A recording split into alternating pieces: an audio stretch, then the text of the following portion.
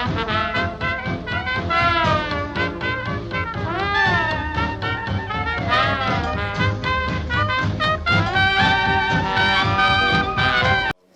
history on this presentation. My wife, Camille's back here somewhere. I'm here behind you. We were sitting out on the back porch one night a while back, sipping some iced tea, I'll say. And we just got talking about the effect of myositis, IBM, all of them. And I got thinking about some things that for years I planned on doing after I retired. Probably 13, 14 years I bought a nice rigid jigsaw. And when I retired, I was going to make little wooden toys to take to Children's Hospital and all that kind of stuff. I always wanted to, they call it on these TV shows that my wife calls house porn, where they go and redecorate landscapes and houses and everything. I always wanted to build they call it a water feature. I always wanted to build one of them in the backyard. And I've got some very old guns that have been in the family forever, and somewhere in the past somebody painted them, I guess, with varnish or shellac or something like that to preserve them, and I wanted to restore them. And you know, I can't do that stuff anymore. I can't use, very little use my hands. So basically what I do, we travel with a patient hoist, so that's possible. When we're at home, I spend a lot of time on the computer. I do all our finances and everything because I can still operate a mouse. I play way too much Angry Birds. Spend time out on the back porch listening to audiobooks. That if you haven't heard of it, you can get them if you've got a disability and can't handle regular books. You can get them from your local library, and they contact the Library of Congress. And you can go online and download as many audiobooks as you want at no charge. So I spend a lot of time on the back porch smoking an occasional cigar and listening to audiobooks. We go out and we just walk around the waterfront or through the woods at the county parks and everything, just to have something to do. But the bottom line is, when we were talking about this, it's a problem for me. I get bored, especially when we're around the house. And I told Camille, I said, I'm going to call Teresa and recommend that we have a session where everybody can just talk about what do they do now that they can't do what they used to be able to do. And that's about all I have to say until we start letting everybody say, what they do. Do you have anything, Camille? No, I mean, Ray has always played golf, and I think one of the things that he hated giving up more than anything was to be able to play golf. Well, we go to golf tournaments. I had never been to a golf tournament before, so it's kind of fun, and you get to be out there with the crowd and cheer, and it was kind of fun because Ray was wearing his veteran's cap to one, and he was introduced at the first tee. It's like, whoa, this is fun, But you've got to figure out a way to adapt your interest to the disease. You may not be able to do it in the same capacity that you did before, but you have all kinds of gifts. Something else, too, that I think is very important is one of the things that, Ray's probably in year 16 of this disease, and he's pretty much quadriplegic. He has to have a mechanical aid so that he can continue to feed himself. But we do okay with this thing. We have our down days like everybody else does, but we are fairly upbeat. Ray is fairly upbeat, and so am I. But things like this is what keeps us going, because we reach out to other people to try to help them. We do it on Facebook, we do it in person. Every time we see someone that looks like they are a veteran, we try to tell them, about the veteran benefits, because Ray didn't know that he was eligible for benefits until 4 years ago, and the VA has basically saved us. So that keeps us focused outward instead of inward, woe is me. So it's very good to find a cause. And, and that's only something that you can define, what is it that has interested you in the past, or maybe you want to find out something you never had time before. So it's kind of soul searching. How can you fix it so that you can do it now, and you'll be able to hopefully continue it in the course of the disease. Thank you. Okay, who wants to start? I'd just like to compliment you guys. Can we first, Helen, run the mic, please? Thank you. I'd just like to compliment you guys on that wonderful attitude and sharing all the experiences with you with, particularly since he's an old star guy. And that really rates for me. So thank you.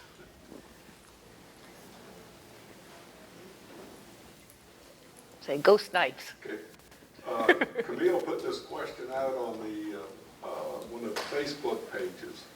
So while everybody's thinking about anything they want to say, Camille, why don't you start running through some of the Here, give me things the you mic. got on the Facebook page. Before we start that, one more chance. Any hands? Oh, there they go. There you go. There you go. Don't be shy. Everybody needs something to keep them from getting bored.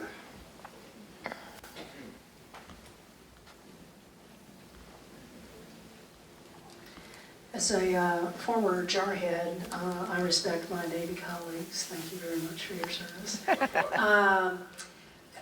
You said you just found out like 4 years ago you were eligible for VA benefits. I was under the impression that since I had no service-connected disability, that I can't even get VA benefits, period. Do you know anything about that, or who I need to ask? I do. In fact, I gave a presentation on it at 7 o'clock last night. But if you'll get with me after the session, because it'll take a while, I will gladly tell you what I know and what I've been through. Good, you made our day, right there. That's it. one. One person a day. Yes, I'll get with you after the conference. And there will be, as soon as I quit forgetting to give TMA my thumb drive, the presentation will be out on the web to look at. Thank you, and thank you for your service. I'm Chris Newburn, and I'm pretty young for having IBM, and it's been a real struggle. I'm a 4-year-old. Every time I talk about him, I start crying. There's a lot of things that I know I can't do with him, but I know that I'm always there for him, and there's still things I can. And about a month and a half ago, I said, "To hell with this. There's got to be some way to cure this." And since I've taken this attitude on, I've noticed that things are a lot different. They seem a little easier. I mean, I still have my struggles and stuff, but I just know that keeping positive and concentrating on the things that I can do and do with my son are really helpful. And this whole conference has been really helpful for me. You're talking about crying every time you think about your son. I'll probably choke up on this one. My dad lost a leg in World War II in the Philippines. My mom was an Army nurse, and that's how we met when he got shipped back to the States. The only time I saw him cry when he was telling a friend of his that he couldn't go play football with his sons. But you gotta think positive. I was, one of the things that one of the folks said on one of the Facebook groups was that he wasn't able to do much as far as the computer, but he uses voice recognition software. Ray uses Dragon, by the way, but there's others available. But Ray says Dragon works best for him. And he has also an on-screen keyboard. And that enables him to do it with just one click of the mouse instead of having to use his fingers. And that enables him to do all of our travel plans. He does the agendas. He talks to the hotels to make sure they have open bed frames for those who use the patient lift. And we took a 5-week trip to Yellowstone last year directly after the Orlando conference. It was great. Wears me out, and when we stop traveling, it'll probably be because I'm worn out and not him.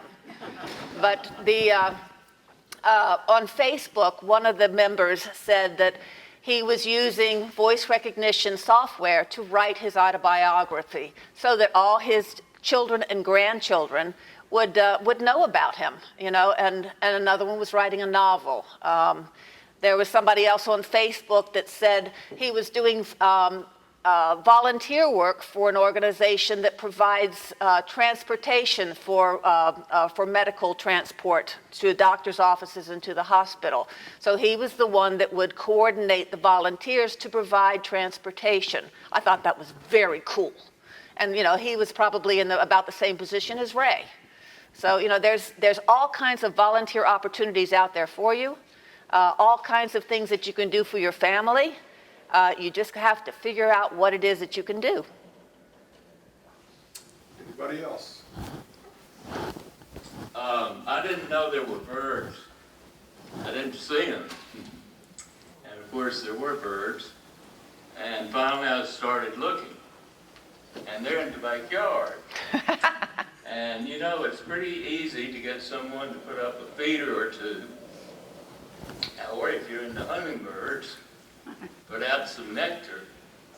And they are so much fun to watch and learn from.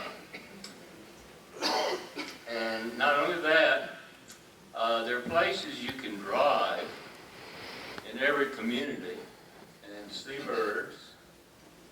And there's so much to do in advocating for nature and birds. Go to the Audubon website or the Cornell Lab website, Cornell Lab of Ornithology, and you'll get all sorts of ideas. So it's a wonderful hobby that you can do individually or you can share. And one other thing, we like to go on the water when we travel, and of course that's more difficult now. But I got a lot of help on this particular cruise tour, just an afternoon cruise, and I wrote in TripAdvisor. And I, you know, took the angle of how helpful they were to me and my disability. And hundreds of people have read that. And so I think when we communicate about where we found out on trips, it helps us all. So, Thank you.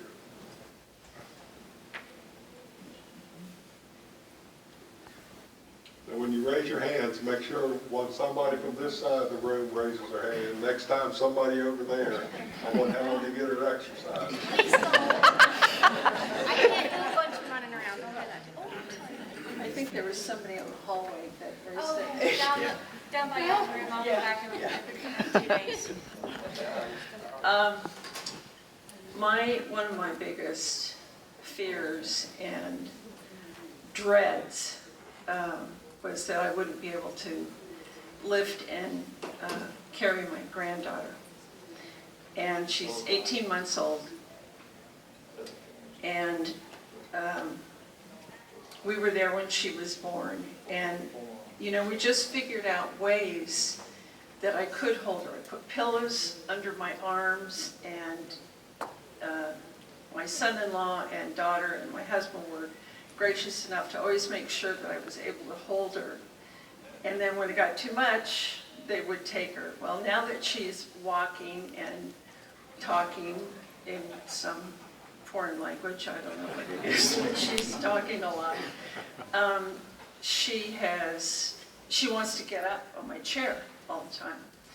And there's no way I can lift her up, it's just too heavy. So she and I, through this foreign language, have figured out a way that I could put my hand under her butt, and she lifts herself up just high enough for her knee to get on my pad, and then she pushes herself up. So she and I have figured out a way to have a more intimate relationship. And don't sell your son short, your 4-year-old. Oh, You know, if you and he work it out, then he'll be all over you. he already is. Yeah. Thank you.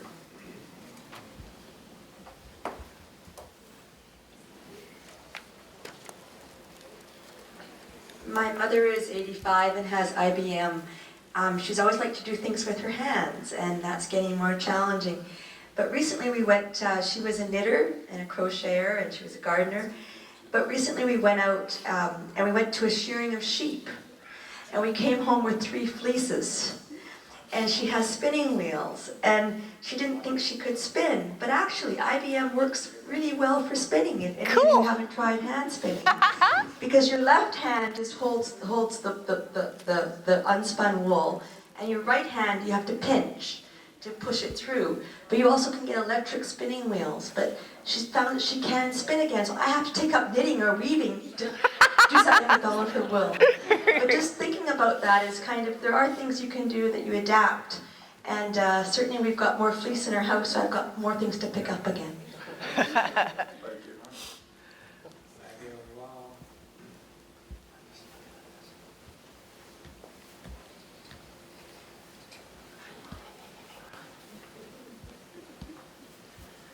Back to the children thing again. One of my grandchildren would be able to run to me, outside me standing up and picking them up. And of course, that was impossible. But I've seen them. My oldest is now 16, and I've had this disease around 18 years. Your grandchildren and children become so much more compassionate. It doesn't matter what you can't do. There's so many benefits to your having the disease that it makes a big difference. And I've gone the progression of trying my hands at this, that, or the other. When I first was basically forced into retirement because of a disability, I was getting depressed, and I had been a school teacher and a marriage and family therapist, and I knew I couldn't continue the counseling about taking care of myself, so I made an appointment with a psychiatrist, or attempted to, and they were taking their time getting back to me. So in the meantime, we went down to the Animal Rescue League and got a BITSA. It's a bits of this and bits of that for the dog. But it was a puppy that needed a lot of training and me to take it outside, and I can tell her, go get some water, and she goes in and gets water. I can tell her, clean up, and she knows to go to the kitchen and look at whatever I've dropped. It's amazing. I say, go see, and she goes to the window and starts barking as if something is out there. It didn't work the way I wanted, but she's just supposed to look and see, and she barks when she sees. But, Charles and he has worked with me very hard to provide the different things. If I say I need a half step, he has made that. So I come up with the ideas, and he does a lot of it, but we learned to quilt together, not the hand quilting, but piece of the quilt tops by his cutting, and he fashioned the sewing machine so I could press it with my knee instead of the foot. He took away the driving. That's the reason I'm able to sit home and do all this. And I am currently writing a book with the benefit of Dragon. So.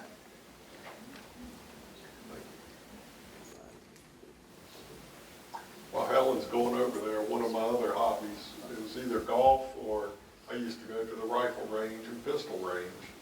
And I've never shot anything except a piece of paper. I just love shooting target. And first I bought it's called a lead sled, because I couldn't lift the rifle anymore, and it straps down in this stand and got a really light trigger pull. I gave that up about probably a year ago. But as far as hobbies, if you're interested, lead sleds, light trigger pulls, when I had to give that up, it was almost as bad as giving up golf. But go ahead. But guess who got the gun? One of them. My whole life, one of the strong things that's motivated me has been doing for others. So I'm now at a point where that becomes a challenge. People want to do for me, and I have to learn how to let them at this point in life. And that I'm a nurse, I'm a social worker by background, so That's a big challenge. But one of the things I did about 10 years ago is help to start a food pantry. And I used to do anything needed, you know, go shopping, shelf, cans on the shelves, carry the grocery bags out for our people that came. And I thought, my balance is getting so bad, I can't really trust myself to do any of that. And I thought, I'm going to have to give this up. And that would have been the saddest thing. What I found is when the people come in to do their shopping at the food pantry, I just talk to them. How's your day? What's happening in your life? And it has totally changed how I look at it. And they love to be able to come back, and they give me a hug before I can even get to hug them, and just to pay attention to them. And whereas before I was caught up in the mechanics of making it happen. So I've made some adjustments, and it's been just really great. Who's next? One thing we have fun with now, I worked with my tools for 50 years. So now when something needs to be done around the house, I can't do the tools, so Camille has gotten quite adept at using tools. And, But not willingly. so she was saying, I'm the brain and she's the brawn, but most of the time now we've adopted the phrase, call the man. It's important we stay married. I'm not the man. Just to let y'all know, I'm not the man. One thing I started saying at these conferences many years ago, one thing that helps me keep a positive attitude and find things to do is I don't know, how old was I? 54, 55, I guess, when I was diagnosed. And like most people, I got depressed. But we used to have a photography studio. And we gave, well, let me back up a little bit. I started thinking about, I can't do anything now, you know. My hobbies, I can't do them. And I started thinking, I played football, I played tennis, I played way too much golf, I've piloted airplanes, I've piloted boats, I've been to 40-some countries. My bucket list is empty. And in our photography studio, we gave gift certificates to various charities for their fundraisers. 2 of them were for 2 girls with juvenile dermatomyositis. We were diagnosed at the same time. The difference was I was in my mid-50s. They were 9 years old. So they probably won't get to do what I've been able to do. So why should I feel bad for myself when I got to have a full life before that? So I keep telling myself it could be worse. And I always say, we've heard through reliable sources that the people that have IBM won't get Alzheimer's. So there's something good. And, you know, and my heart goes out to the people who have lost their spouse. They're there in body, but they're not there anymore. He may not have muscles, but he's still the guy I married. So there you go. It's, you know. Something else too, while I've got the mic, we discovered an organization called Lifelong Learning in our area, and we've been taking college classes. They're not too expensive. There's no homework, except for I had one art teacher that gave me homework, and I thought that was just not nice. But they offer courses in all kinds of different things. Ray's taken archaeology classes, and he's gotten to, this guy was a curator at a museum. He'd pass around these ancient artifacts to everybody. And Ray said, just hold it in front of me, don't give it to me. We were with a wine tasting group, so we'd meet once a month and taste wines. And it's a lot of fun to get out and talk to people. But like I said, there's no homework, there's no testing. You go just for the fun of it. Now, in my Facebook survey, there's also, someone said that there's free online courses. And you can take a look at www.edx.org. And there's college level classes in a wide variety of subjects that you can take, and I understand they're free of charge. So it's a way of keeping your mind active, you know. If you don't have computer skills, this is a great time to learn. You know, like I said, Ray uses, he can't use his fingers much, but he's still on it every day, and it'll open up a world to you. What's COURSERA also has free courses.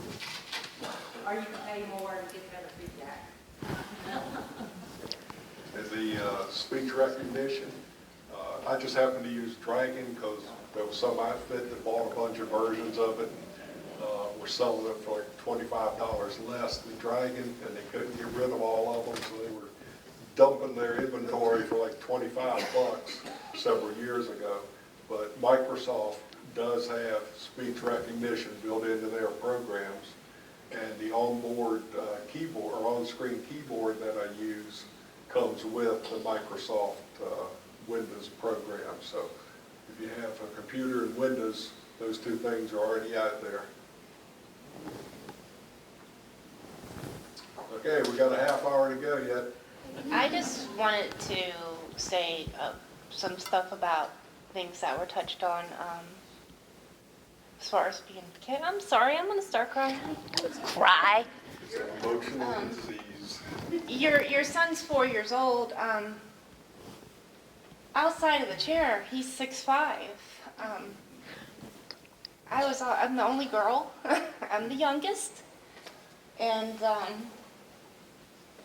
I spent most of my life, you know, watching my dad work and, you know, go fishing and play golf. And I think you guys came up to Virginia and visited, and I think the first time it really hit me was Hold the mic up higher. watching him walk up the stairs. And that was my dad. You know, he was, he's always been larger than life, really strong, and what was going on. And we still do a lot of the same things we used to do. We argue. And we butt heads. And the good thing is we can still talk. We do it, arguing. But, you know, and as somebody else said, you find that your kids have more compassion. And I think that's true. I actually moved from Pennsylvania to Florida thinking, oh, I'm going to go help Camille with Dad. And she didn't really need me.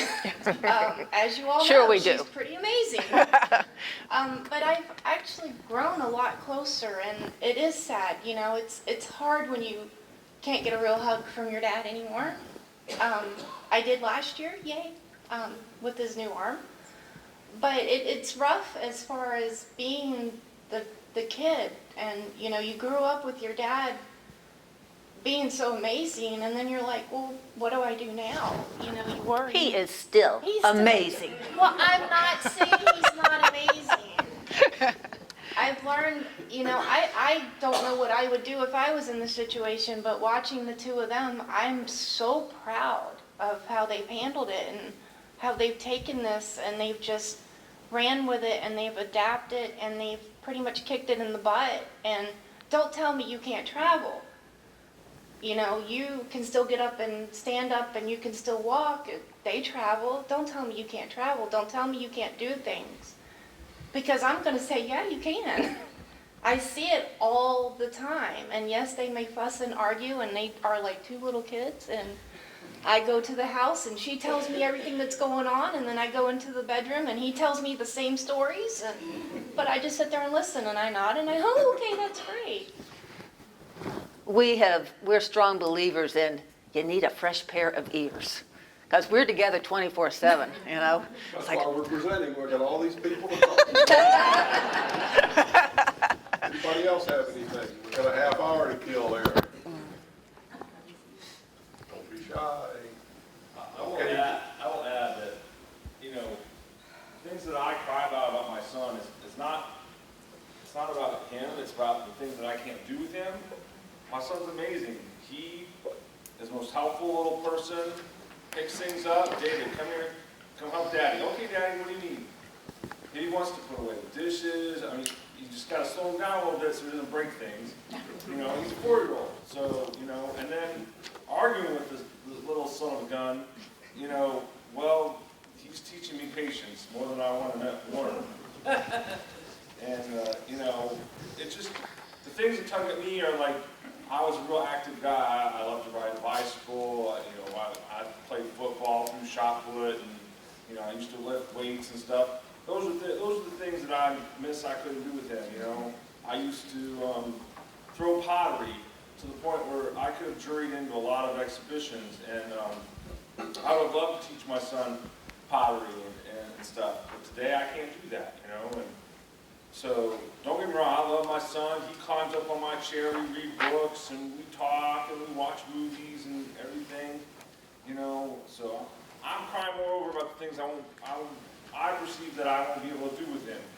Yes, there are other things I will still be able to do with him, still teach him to be a proper, upstanding young man, and how to treat a woman properly, because that's what my mother instilled in me, you know, and all those things. All the real important things I'll still get to do, and I'm very grateful for that, you know, and he's going to be a proper citizen, and he will do things and get good grades, all that stuff. Thank you.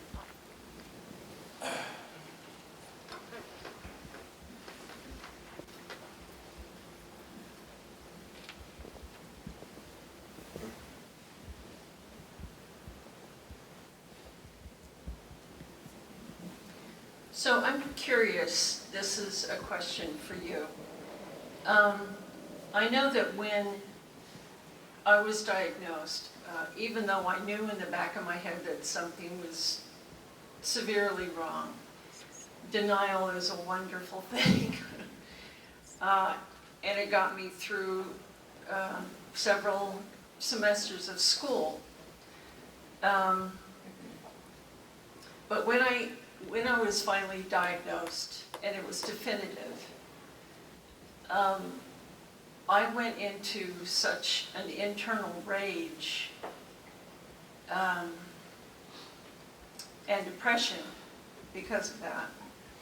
It took me a really, really long time to pull out of it. I'm wondering how you did, because you were talking about your own depression when you were first diagnosed. I still find myself going through those valleys every once in a while, and I, you know, pull myself up with every ounce of energy that I have. But if you have any tips, that would be great. Oh, I wish I did have some tips, but I do the same thing. I go up and down like a roller coaster. Most of the time I'm up, because it's basically, I can't do a damn thing about it. And I refer to some management class I went to years ago where Covey, or one of them guys, he draws a circle up on the board, draws another circle that overlaps just a little bit with the first circle. Said, now this big circle here is your area of concern. This circle here is your area of influence. Concentrate on where they overlap. If you're concerned about it, but you have no influence, that's IBM, you know. You got to just have to live with it. And I have to go back and tell myself that all the time. Now, I'll get depressed, you know. And again, I think about the two girls that got diagnosed when they were 9 years old. And I think about how great a life I've had, how great a life I have now with Camille and Mr. Pac-Man laying here, and a great daughter. And I just have to tell myself, what do I have to feel sorry about? I've done it all. I've got nothing left on my bucket list. And I can't say that'll work for you. When I get down, that's the things I think about. It could be worse. And then to keep busy and really get on the high, we sit around and think about presentations to do at the TMA conference. So got to fill your time somewhere. I don't think Camille lets him get depressed. Oh, allow it. well, no, that's not true, you know? And I tell you what affects us both more than anything is when we lose somebody that we know to IBM. And we lost someone just a couple of months ago, and I'm still reeling from that because I always thought that he and Ray were about the same level of disability. You know, it scares me that Ray may be next. So that affects me more than anything. But as far... It wouldn't be that easy. Remember who owns the gun now.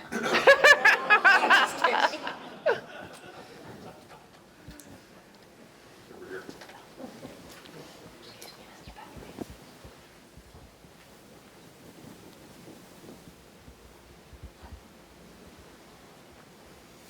Last year you gave us some hints on simple things around the house, that type of thing.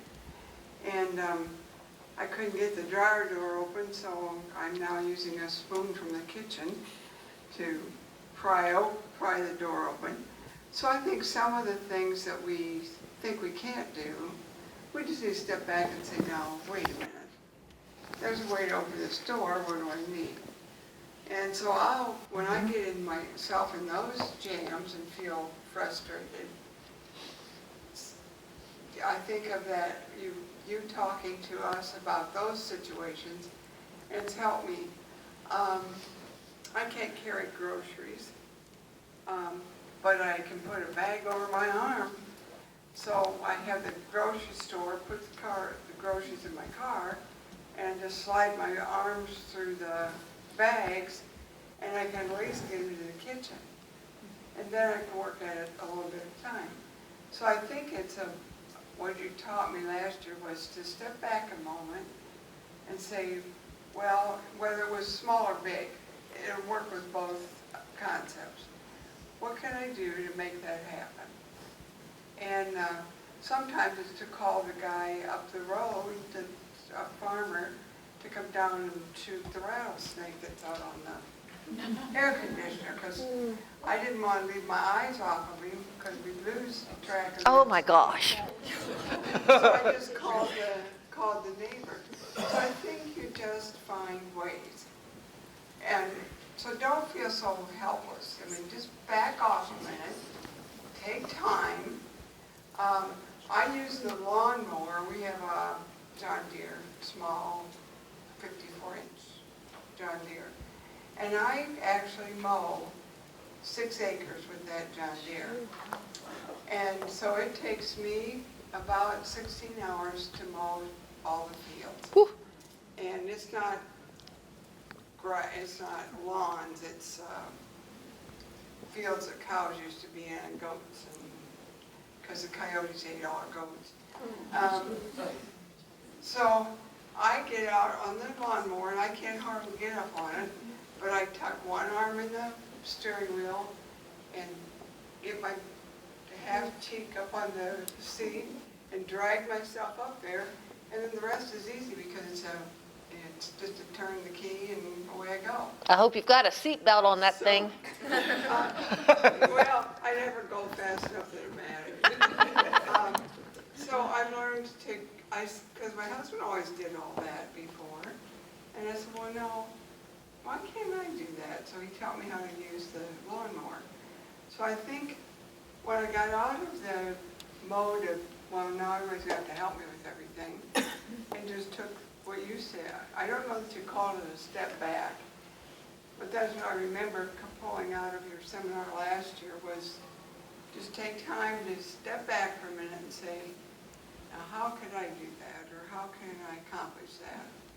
And it has helped me at the grocery stores or getting my car fuel tank open. Sometimes I can't, so I just go get somebody else that's at the fuel pump. And instead of internalizing all that I need to do all that myself, I just find other ways. And so I thank you both for being positive last year and giving us that hope. Oh, thank you so much. The session that she's referring to is, we're going to be doing that tomorrow again, share your favorite strategies and devices, and it is an interactive session like this is. We've been we've spent the last, 10 years going through a lot of different gadgets and gizmos, and some of them work better than others. We've spent money that we probably shouldn't have trying things out, and then, well, this isn't going to work. And then, you outgrow them as the needs change anyway. But we've gotten a lot of good ideas from people in the audience, and we've got a few to pass on. That'll be tomorrow at 4? Yep, tomorrow at 4. So come and join us, and if you have gadgets and gizmos that you would like to share, we would love to have you share them. I'll tell you how my wife rolled me up on the bed when I'm on the floor. And my wife's only 5'2". I'm 6 feet and 380. She helps me get up. And she's not that big. No, She's not 6 feet. she's 130 pounds. Yeah. Call 911, tell them it's not an emergency, No, but no, I don't have to call 911. My wife helps me get up on the bed. don't let her throw her back out, because if she goes down, the ship goes down. It's all physics and rolling you up on the bed. I'll tell you. But they will give you a free lift. There's no charge unless they take you to the hospital. No, that's not true. In some places, they'll charge you $100. Made any kind of charge. In many areas, there's no charge. You might want to check with them beforehand. Like this lady said here, the big thing is step back. If you can't do it the way you used to do it, see if there's a way you can do it. I think I talked about a couple conferences ago. I took about a 4-foot piece of 1/4-inch rope, tied it in a loop, and put it through the handle of the refrigerator. I couldn't grip the handle anymore, so I just, like you do with the grocery bags, put my hand through it and let the power chair open the door. But, like a lot of people have said, the big thing is you need to just take a moment, step back, and see, how can I do this? Because I'm one that'll get down as deep a depression as you can get because I can't do it. And a lot of times, you're not going to find a way to do it. I'm still trying to figure out how to play golf. I haven't quite worked out that. But, and it's easier to say than it is to do. Just think positive, try to get through it. And one of the biggest problems I have is accepting help from other people. They want to help. I've always fended for myself, and I have a hard time asking other people to do things. But they want to help. That's from Ray and me. They want to help. Okay. It's just Have hard one? to accept that you can't do it anymore. But, you just have, again, it's easier to say. This is from Ray and me. As your condition deteriorates, you have to learn how to deal with it. But basically, especially with IBM, from Ray and there's no me. treatment. You can't do a daggone thing about it, so you have to learn to live with it and try the best you can to stay positive. Just to piggyback off your point, sir. This is from Ray and me. We're always to remember that we all have myositis. But I think sometimes we lose track of, myositis doesn't have us. So we change our mindset. I went through a Ray depression and as well. me. I felt sorry for myself. I asked myself to why me every single day for a long time. And one day I just realized, you know what?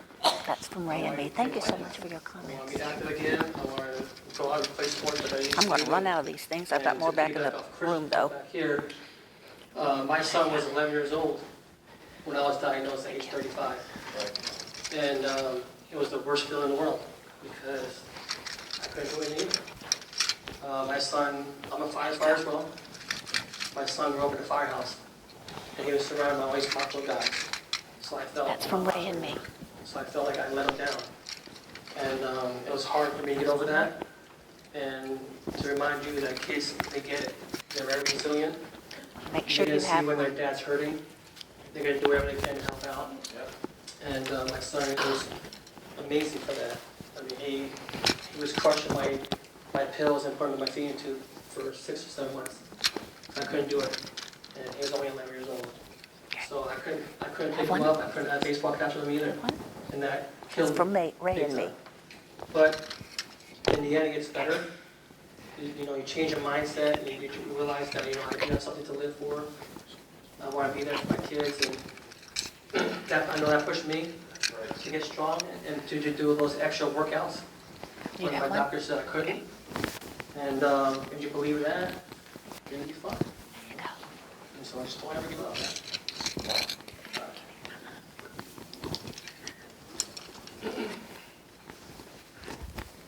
There you go. Thank you. My spouse. Maybe a little bit off topic, one of the things I keep hearing from each person is, we're not made to just exist, we're made to exist for a purpose. And myositis sometimes causes us to change our purposes. And it's not about fun and entertainment, it's about managing to live and live the best life possible, but also having the influence on others. Sometimes if you have ever worked with muscular dystrophy, they'll ask you to form muscle teams, and those muscle teams are to kind of be your aid, but if you think within your churches or your communities, I know little old ladies, they can't change their light bulbs either. You know, I'm not special in that way, but I can coordinate to find someone who can do that for them. So maybe that's another way of living out a purpose, is seeing how you can help others. And that's all I'm going to say. Do you have any more from the Facebook group? I do. First of all, those badges are from Ray and me, not from TMA, and we're glad we can help give them out. It's one of our mottos. If you did not receive one, I do have more. I just don't have them on me right now. So be sure to see us later on, and we'll get you one. As far as the... Let this other lady go, Oh, okay. Go ahead. or guy, I should say. Usually go by guy. I'm gonna say your name. Yeah. Usually go by Colonel Sanders. But one of the things that I just wanted to say also, I always would tell myself, I have myositis, but myositis doesn't have me. And Right. you just have a different perspective of how you're going to do things. I'm not going to run the fastest 5Ks like I used to, or marathons or anything like that. The goal is just different. It's like, I'm going to finish. But one of the things that myositis has afforded me was the opportunity to do things I would have never been able to do if I didn't have myositis. I'm a school teacher, and so I had the opportunity to address 2,000 8th graders and parents, and told them that, at the time I was in a wheelchair, and I told them that you got to build your inner strength. Your physical strength can just leave you at any time. You might think you're a stud right now, but some funky disease is going to get you, and if you haven't built that inner strength, then it's going to be a tough hole as you go along. And so that was that. Some of you might know. I also was able to do a motorcycle ride for myositis a few years back, and raise funds for myositis, and had the opportunity to talk to people along the way. But there's these things that if we never had myositis, we'd never had the opportunity to do that. And so sometimes you have to kind of look at it in that direction as opposed to what you can't do, or those kinds of things like that.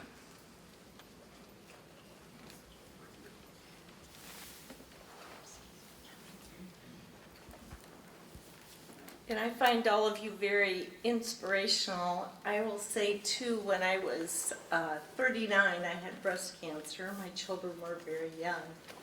And so we kind of decided at that time that we had to live every day. And then, you know, life comes along and you get busy and you get into bad habits again. And so, you know, I think this is another opportunity. It's amazing how our children and grandchildren have surrounded us. And now we're going to live every day. Because I think sometimes, you know, all of us are guilty of, you know, next week I'm going to do this, and next year I'm going to do this, and in 5 years I'm going to do this, and to really live the day is a gift too.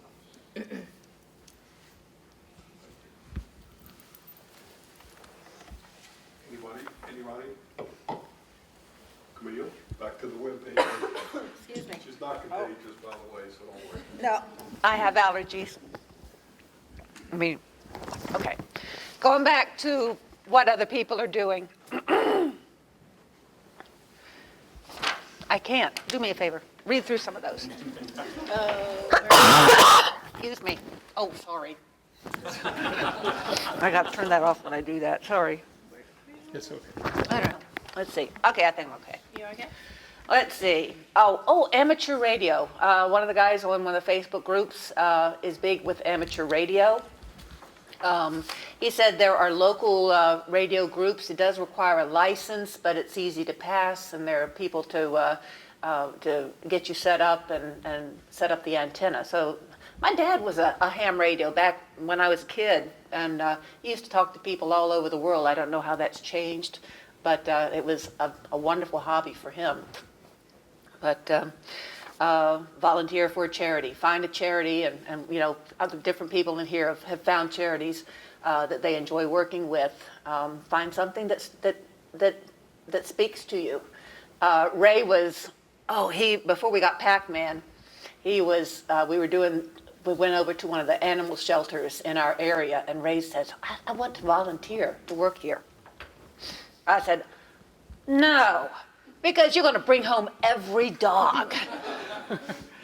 So I said we could be a puppy raiser, because Southeastern Guide dogs who train dogs for the blind are in our area. We used to donate gift certificates to them for their silent auctions. And he said, no, I can't do that because I can't give up the dogs, because you only train them for a year and a half. And then you give them up for advanced training, and then they're placed with, hopefully, with someone who needs them more than you do. And then, of course, we got Pac-Man.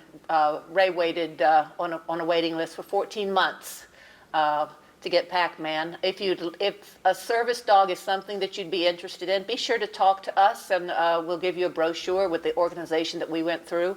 Pac-Man cost us nothing, and it cost this organization $50,000 to train him. He was in training for 2 years. Ray did not really want to apply for a service dog because he knew that I have my hands full with him, and he didn't want to add to my load. Other than shedding, Pac-Man does not add to my load at all. He is an amazing animal, we've always had ill-behaved, yappy dachshunds, and he is so much easier to take care of than our dachshunds could have ever been. And because he doesn't eat people food, it's not a temptation for him. I don't have to shove dogs out from underfoot when I'm cooking. He doesn't even bother to come into the kitchen. And occasionally he'll come in just to see what I'm doing. And I say, well, go sit down. And he goes in the other room. Yeah, he does like ice cubes, because I made the bad choice to give him an ice cube and he thinks ice cubes are like the most wonderful treat in the world. But Pac-Man has been a wonderful addition to our service team. And if you're a dog lover, then I highly recommend it. We do have to pay for his health, and we have to pay for his food. But as far as for the dog itself, he was absolutely free to us. We had to go into training for 2 weeks. It is a nationwide organization, Canine Companions for Independences. They have campuses throughout the United States.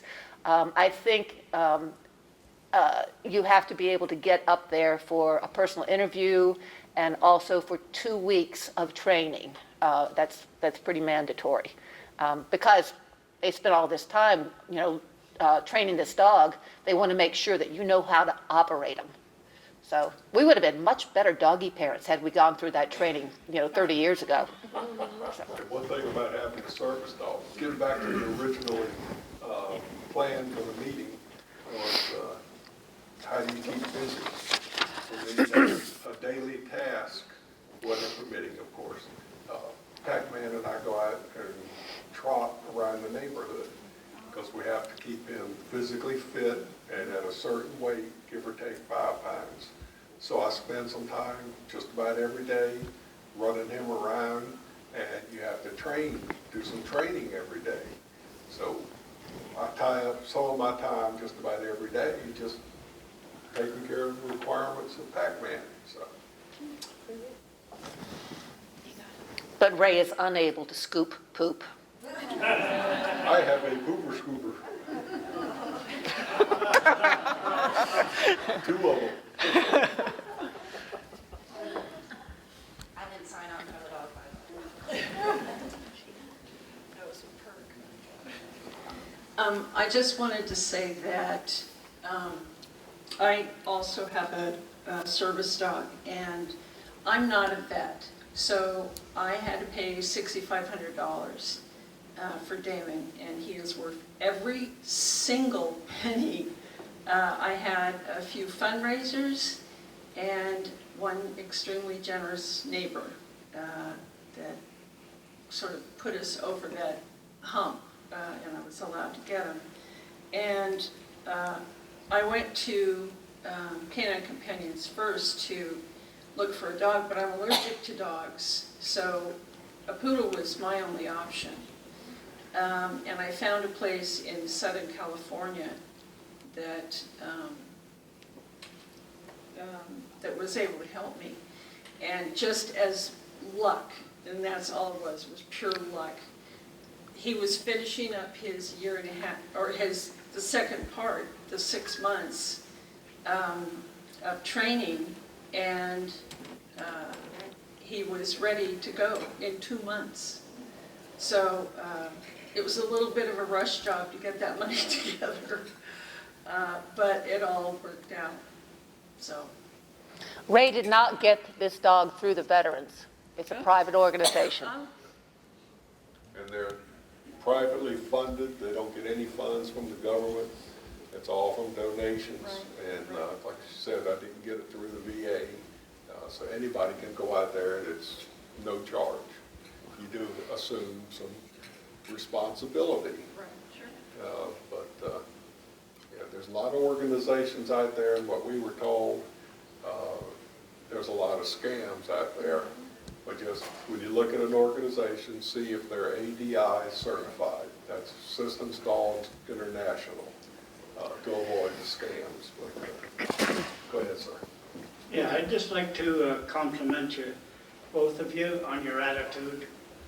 And I thought I enjoyed golfing also. I thought I was going to have to give it up this year, but I decided, why don't I get some? I couldn't hang on to the clubs, so I went with oversized grips on my clubs, and I moved forward on the tee decks. Now I golf. I have to use a cart all the time. I can't walk the whole course, but at least I still get out and golf. Good. I'm getting a new wheelchair. This is through the VA. I've got to have a bone density test done, but it's a wheelchair that'll stand you up, and you don't need muscles. It's all done by your bone. That's why I need the bone density, because I haven't stood or had a bone density in 3 years. But in the video I was watching on it, the first thing they showed was somebody in this wheelchair standing almost straight up, swinging a golf club. So I figure if nothing else, I can do it like a pendulum, and eventually it's going to get a little bit of head speed to it. So I'm working on that one. I also found out that there is an organization out there, and I didn't write it down, but there is an organization online, you can find it, for adaptive sports. And they'll work with you to do things like kayaking, or horseback riding, and there's even, it wasn't mentioned here, but there is a boat in the Keys that can take you out snorkeling. And they can handle wheelchairs and power chairs on it. So there's ways to even continue to do sports. And these people are used to working with people with disabilities.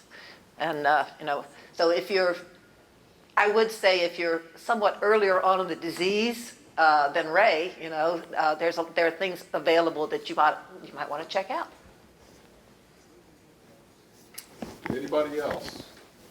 There you go. How are we doing on time? Okay.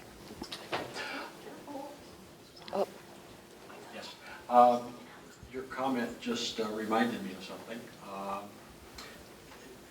few years back when I was living in San Diego, I was involved with a group called Challenged America. This is just one group that basically supports handicapped sailing. So they used boats that were roughly about 19 feet long, very narrow. 2 people sat in them.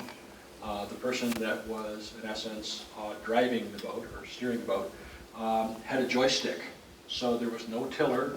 There was no hassle from the standpoint of having difficulty with being able to pull on the sheets or the ropes.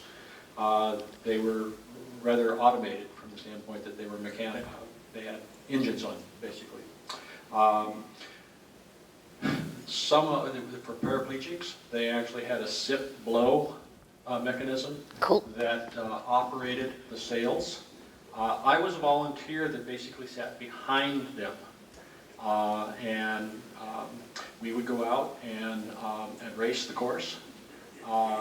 We had a Veterans Day once a year, and I think just as an anecdote, the most amazing experience that I had was with a paraplegic, that this was the first time that they'd gone out on the boat. And as we were rounding one of the marks, the boat wildly went away, off course. And when I asked the person what had happened, she said that the experience was so surprising to her that she went, "Woo!"